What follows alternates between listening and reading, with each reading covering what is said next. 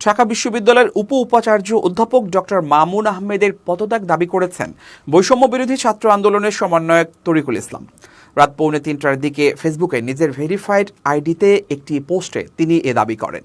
পোস্টে তরিকুল ইসলাম লেখেন, ছাবি প্রভিসির 7 কলেজের শিক্ষার্থীদের সাথে তার দুর্ব্যবহারের ভিডিওটা দেখলাম। দেখে ওনাকে শিক্ষকই নয় ক্যাডার মনে হলো। 7 কলেজের শিক্ষার্থীদের সাথে তার অসদাচরণের কারণে আজ এত বড় সংঘাত হলো।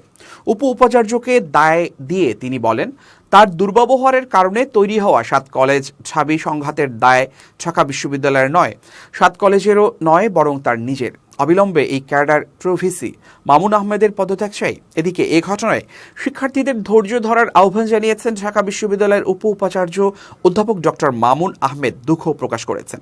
এক ভিডিও বার্তায় তিনি বলেন, 7 কলেজের শিক্ষার্থীদের সঙ্গে আমার আলোচনাকে কেন্দ্র করে রাতে যে অনাকাঙ্ক্ষিত ঘটনার সূত্রপাত ঘটেছে তা দুঃখজনক।